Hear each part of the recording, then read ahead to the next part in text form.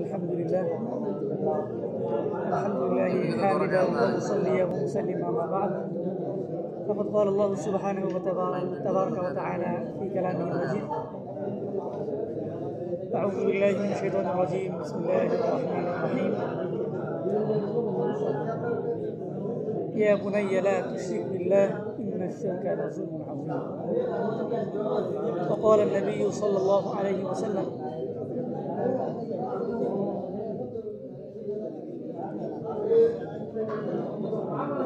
الكيس من دان نفسه وعمل لما بعد الموت والعاجز من أتبع نفسه هواها وتمنى على الله أو كما قال عليه الصلاة والسلام. সুপ্রিয় দর্শক, আপনারা যে যেখান থেকে আমাকে দেখছেন শুনছেন সকলকেই অন্তরের অন্তঃস্থল থেকে কৃতজ্ঞতা এবং শুকরিয়া জ্ঞাপন করছি। সুপ্রিয় দর্শক, আপনারা সকলেই জানেন বর্তমান বিশ্ব প্রেক্ষাপটে আল্লাহ রাব্বুল আলামিনের তাওহীদ বা একত্ববাদ, যে একত্ববাদের শিক্ষা বর্তমান প্রজন্মের জন্য যেমন জরুরি, ঠিক তদ্রুপ বর্তমান প্রজন্ম থেকে নিয়ে কিয়ামত পর্যন্ত যত প্রজন্ম আগমন করবে এই পৃথিবীর বুকে ঘোরার বুকে সকলের জন্যই তালিমুত তাওহীদ বা একত্ববাদের শিক্ষা অত্যন্ত জরুরি এবং খুবই গুরুত্বপূর্ণ, ইম্পর্টেন্ট। সুপ্রিয় দর্শক, কিন্তু বড়ই আফসোস এবং দুঃখের বিষয় হচ্ছে আজকে পশ্চিমা অপসংস্কৃতি, আজকে পশ্চিমা অসভ্য সংস্কৃতি গ্রাস করে নিয়েছি পুরো বিশ্বকে।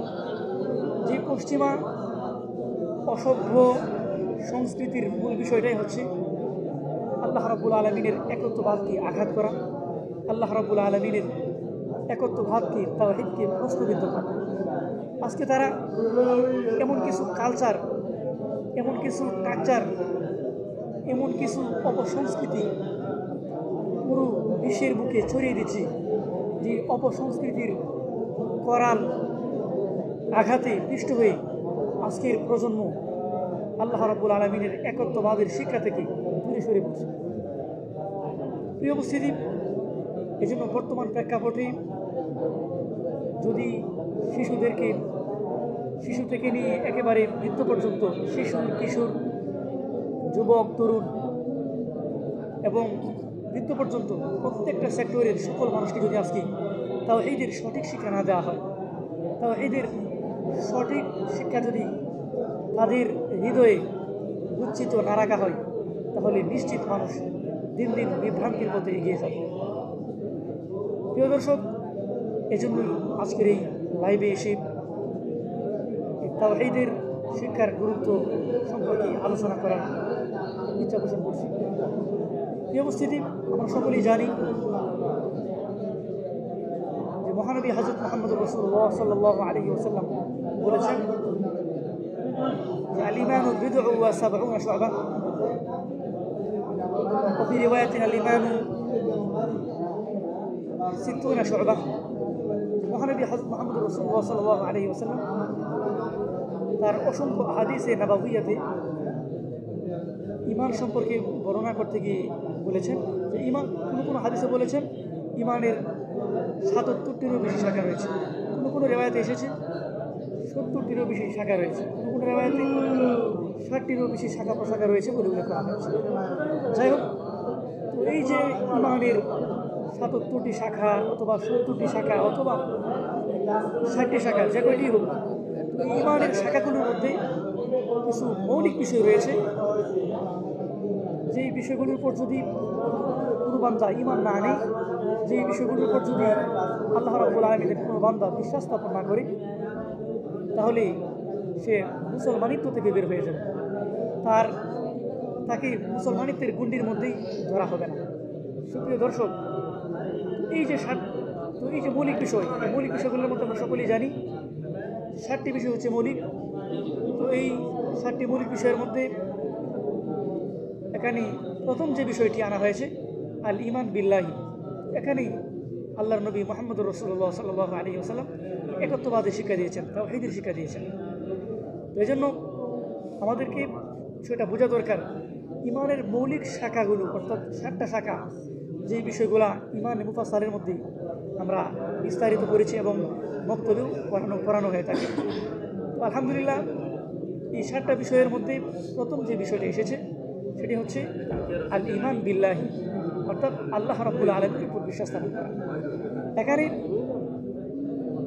পরিপূর্ণভাবে পূর্ণাঙ্গরূপে তালিমুত তাওহীদ অর্থাৎ আল্লাহ রাব্বুল আলামিনের একত্ববাদের শিক্ষা দেওয়া হয়েছে।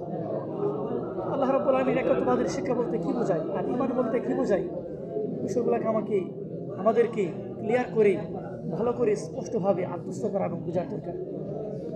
আজকে আমরা বক্তব্যে শুধু ইমানে মুফাসসালটাকে সংক্ষিপ্ত আকারে শিখেছি এবং শিখে থাকি, যে প্রথমটা হচ্ছে আল্লাহ তাআলার উপর বিশ্বাস স্থাপন করা, এরকমভাবে দ্বিতীয়টা হচ্ছে আল ইমানু বীর রসুলি, রাসুলদের উপর বিশ্বাস স্থাপন করা, এমনভাবে আল ইমান বি কুতুবিল্লাহি, আল্লাহ তাআলার পক্ষ থেকে নাজিলকৃত কিতাবের উপর বিশ্বাস স্থাপন করা। আমরা সংক্ষেপে শুধু পয়েন্টগুলো শিখে থাকি, কিন্তু প্রত্যেকটা পয়েন্টে যে গুরুত্বপূর্ণ কিছু আলোচনা রয়েছে সেই আলোচনাগুলো আমরা বিস্তারিত জানার এবং বোঝার চেষ্টা করি। তো এই জন্য এখানে প্রথম যে বিষয় সেটা হচ্ছে আল ইমান বিল্লাহি অর্থাৎ আল্লাহ তাআলার একত্ববাদের শিক্ষা। তো এখানে একত্ববাদ বলতে কী বোঝায়, একত্ববাদ বলতে মহানবী হযরত মুহাম্মদুর রাসূলুল্লাহ সাল্লাল্লাহু আলাইহি ওয়াসাল্লাম কী বুঝিয়েছেন সেটাকে আমাদের ক্লিয়ার করে এবং স্পষ্টভাবে বোঝা দরকার। এখানে যে বিষয়টা বোঝানো হয়েছে সেটা হচ্ছে যে একজন বান্দা সে যখন পৃথিবীর বুকে আগমন করে জন্ম নেয়, তো প্রথমেই তাকে যে শিক্ষায় শিক্ষিত হতে হবে, যে শিক্ষাটা তার হৃদয়াঙ্গম করতে হবে, সেই শিক্ষাটা হচ্ছে যে আল্লাহ তাআলাকে এক বলে বিশ্বাস করা, যে এই কথার স্বীকৃতি দেওয়া, এই কথাটাকে মনে প্রাণে ইয়াকিনান বিশ্বাস করা যে আল্লাহু ওয়াহিদ, বা যেটাকে আমরা কালিমা বলেও উপস্থাপন করতে পারি, কালিমা বলেও বিষয়টাকে আমরা ক্লিয়ার করতে পারি, যে আমরা যখন মুসলমানদেরকে যখন ঈমান আনার কথা বলি বা তারা যখন ঈমান আনে, সর্বপ্রথম তারা যেই বিষয়ের সাক্ষ্য দিয়ে ঈমান এনে থাকে সেই বিষয়টি হচ্ছে যে লা ইলাহা ইল্লাল্লাহ, অর্থাৎ আল্লাহ তাআলা এক, তার কোনো শরীক নেই, তার কোনো অংশীদার নেই। এই যে শিক্ষা আল্লাহ তাআলা একক, আল্লাহ তাআলা অসমকক্ষ, আল্লাহ তাআলা এমন সত্তা যার কোনো সমকক্ষ নেই, এই বিশ্বাসটাকে হৃদয়ঙ্গম করা, এই বিশ্বাসী হওয়া, এটা হচ্ছে তাওহীদের প্রথম শিক্ষা। এই বিষয়ের গুরুত্ব বোঝাতে গিয়ে এবং এই শিক্ষাটা এত গুরুত্বপূর্ণ যে আল্লাহ রাব্বুল আলামিন এই শিক্ষার গুরুত্ব বোঝাতে গিয়ে, এর আহমিয়ত বোঝাতে গিয়ে পবিত্র কোরআনের অসংখ্য জায়গায় অনেক স্থানে বিষয়টাকে আল্লাহ তাআলা সুস্পষ্টভাবে বুঝিয়েছেন। যেমন আল্লাহ তাআলা এই তাওহীদের শিক্ষাটাকে বোঝাতে গিয়ে স্বতন্ত্ররূপে একটি সূরা নাজিল করেছেন, যে সূরাটা হচ্ছে সূরা ইখলাস, 30 নম্বর পারা যেটা উল্লেখ আছে। এই যে সূরা ইখলাস, এই সূরা ইখলাস এমন একটি সূরা যে সূরার মধ্যে আল্লাহ তাআলার একত্ববাদের শিক্ষাটাকে সবচেয়ে গুরুত্ব দেওয়া হয়েছে। যেই সূরায় বলা হয়েছে, যেই সূরার প্রথম আয়াতেই আমরা যদি নজর দিই, আমরা যদি লক্ষ্য রাখি, আমরা যদি চোখ গোলাই, তাহলে আমরা দেখতে পাই এখানে প্রথম যে আয়াত আল্লাহ তাআলা বলেন কুল হুয়াল্লাহু আহাদ আল্লাহুস সামাদ, যে হে নবী আপনি বলে দিন আপনার উম্মতদেরকে, আমার বান্দাদেরকে, আল্লাহ তাআলা এক, আল্লাহুস সামাদ, আল্লাহ তাআলা অসমকক্ষ, তার কোনো সমকক্ষ নেই, তার কোনো শরীক নেই, লাম ইয়ালিদ ওয়া লাম ইউলাদ, আল্লাহ তাআলা কাউকে জন্ম দেননি, অর্থাৎ আল্লাহ তাআলার কোনো সন্তান নেই, আল্লাহ তাআলা কাউকে জন্ম দেননি, ওয়া লাম ইউলাদ, এবং তাকেও জন্ম দেওয়া হয়নি, অর্থাৎ আল্লাহ তাআলাও কারো থেকে জন্ম নেননি, আল্লাহ তাআলাও কাউকে জন্ম দেননি। এখানে পরিষ্কারভাবে তাওহীদের শিক্ষা দেওয়া হয়েছে। এরকমভাবে আল্লাহ রাব্বুল আলামিন পবিত্র কোরআন কারীমের আরেকটি সূরা রয়েছে সূরা লুকমান, 21 নম্বর আর 10 নম্বর পৃষ্ঠায় উল্লেখ আছে। তো সেই সূরার মধ্যে আল্লাহ তাআলা হযরত লুকমান হাকিমের ঘটনা উল্লেখ করতে গিয়ে আল্লাহ তাআলা বলেন, হযরত লুকমান হাকিম তার সন্তানকে উপদেশ দিতে গিয়ে সর্বপ্রথম যে উপদেশটি দিয়েছিলেন সেটি হচ্ছে তাওহীদের উপদেশ, একত্ববাদের উপদেশ। আল্লাহ তাআলার কাছে এই উপদেশটি এত ভালো লেগেছে, আল্লাহ তাআলার কাছে এই উপদেশ দেওয়াটা এত পছন্দনীয় হয়েছে, যার দরুন আল্লাহ সুবহানাহু ওয়া তাআলা লুকমান হাকিমের কথাটি সূরা লুকমান নামে একটি সূরা অবতীর্ণ করি, নাজিল করি। সেখানে কথাটি উল্লেখ করে দিয়েছেন। লুকমান হাকিম তার সন্তানকে উপদেশ দিতে গিয়ে বলেন যে ইয়া বুনাইয়া লা তুশরিক বিল্লাহ ইন্না শিরকা লাযুলমুন আযীম। হে আমার বৎস, হে আমার সন্তান, তুমি কখনো আল্লাহ রাব্বুল আলামিনের সঙ্গে শরীক করবে না, আল্লাহ তাআলার সাথে শিরিক করবে না, কারণ শিরিক হচ্ছে লাযুলমুন আযীম, অর্থাৎ মহান জুলম। এখানে এই সূরা লুকমানের মধ্যে শিরিক করাটা কি, আল্লাহ তাআলার সঙ্গে কাউকে শরীক করাটা কি, আল্লাহ তাআলার সঙ্গে সমকক্ষ স্থাপন করাটাকে মহান জুলুম বলে আখ্যায়িত করা হয়েছে। আর আমরা সকলেই জানি জুলুম এমন মহান বড় একটা বেদি।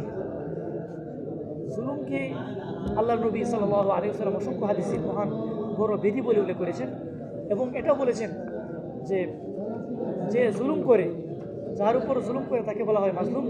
মাজলুম যদি জালেমের বিপক্ষে দোয়া করে তো এই মাজলুমের দোয়া আল্লাহ তাআলা বিফল করেন, আল্লাহ রাব্বুল আলামিন মাজলুমের দোয়াটাকে কবুল করে নেন। এই জন্য অনেক হাদিসে বলা হয়েছে মাজলুমের দোয়া থেকে বিরত থাকুন, মাজলুমের দোয়ার ব্যাপারে অত্যন্ত সতর্ক থাকুন। কারণ তিনজন মানুষ রয়েছে যাদের দোয়াকে আল্লাহ রাব্বুল আলামিন রুদ করেন না, আল্লাহ রাব্বুল আলামিন ফিরিয়ে দেন না। এর মধ্যে মাজলুমের দোয়া হচ্ছে একটি দোয়া। এজন্য যেহেতু এখানে শিরককে লাযুলমুন আযীম বলে উল্লেখ করা হয়েছে, এজন্য আমাদেরকে ভালোভাবে বোঝা উচিত, আমাদেরকে গুরুত্বের সাথে আত্মস্থ করা উচিত যে আল্লাহ তাআলার একত্ববাদের শিক্ষা এমন গুরুত্বপূর্ণ যে আল্লাহ তাআলার একত্ববাদ এবং তাওহীদের শিক্ষা এত গুরুত্বপূর্ণ, এত ইম্পর্টেন্ট। আজকের বর্তমান বিশ্বকে যদি এই তাওহীদের শিক্ষা থেকে দূরে রাখা হয়, আজকের বর্তমান তরুণ প্রজন্মকে, বিশেষ করে উদীয়মান শিশু তরুণ যারা আগামী প্রজন্মের, যারা আগামী জাতির কর্ণধার হবে, তাদেরকে যদি আমরা এই তাওহীদের শিক্ষায় শিক্ষিত না করে তুলি, তাহলে দেখা যাবে তারা যখন অন্যান্য শিক্ষায় শিক্ষিত হবে, তারা যখন এই দ্বীনের একীভূত যে শিক্ষা, এই শিক্ষা থেকে সে যখন অন্যান্য দুনিয়াবী লাইনে, অন্যান্য দুনিয়াবী শিক্ষায় শিক্ষিত হতে যাবে, তখন সে ওই লাইনের শিক্ষায় সে বিকৃত হয়ে যাবে। ওই লাইনের শিক্ষার যে বিষয় রয়েছে সেই বিষয়ের মৌলিক বিষয় তার ভিতরে ঢুকে যাবে তাওহীদের শিক্ষা না থাকার কারণে। এই জন্য তাওহীদের শিক্ষা যদি কারোর মধ্যে থাকে, তাহলে সে যে সেক্টরেই কাজ করুক না কেন, দুনিয়াবী যে লাইনে সে কাজ করুক না কেন, তার মধ্যে যদি তাওহীদের শিক্ষা থাকে তাহলে সে কখনো বিভ্রান্ত হবে না। সে ইঞ্জিনিয়ার হোক, সে ডাক্তার হোক, সে যে কোনো শিক্ষা শিক্ষিত হোক, এই জন্য প্রথম যে বিষয়টা গুরুত্বপূর্ণ সেটা হচ্ছে তাওহীদের শিক্ষা শিক্ষিত হওয়া। এই জন্য আমি বলবো আপনারা যারা এই ভিডিওটি দেখবেন, তো প্রত্যেকের প্রতি আমার উদারত আহ্বান থাকবে, আপনারা সকলেই আপনাদের নিজ নিজ সন্তানদেরকে সর্বপ্রথম যে শিক্ষায় শিক্ষিত করে তুলবেন সেটি হচ্ছে তালিমুত তাওহীদ, অর্থাৎ একত্ববাদের শিক্ষা। একত্ববাদের শিক্ষায় শিক্ষিত করে তুললে আমরা কখনো আমাদের সন্তান সন্ততির ব্যাপারে কখনো আমরা দ্বিধাদ্বন্দ্বে ভুগবো না যে তারা বিভ্রান্ত হয়ে যাবে, তারা সত্য প্রত্যেকেই হুজট খেয়ে পড়বে। আল্লাহ তাআলা আমাদের সকলকেই তাওহীদের শিক্ষায় শিক্ষিত হয়ে আমরা যেন আগত প্রজন্মকে, আমরা যেন তরুণ প্রজন্মকে দ্বীনের সঠিক পথে রাখতে পারি, যাবতীয় বিভ্রান্তি থেকে বিরত রেখে আমরা যেন সঠিক দ্বীনের উপর রাখতে পারি। আল্লাহ তাআলা আমাদের সকলকেই তৌফিক দান করুন। ওয়া আখিরু দাওয়ানা আলহামদুলিল্লাহি রাব্বিল আলামিন।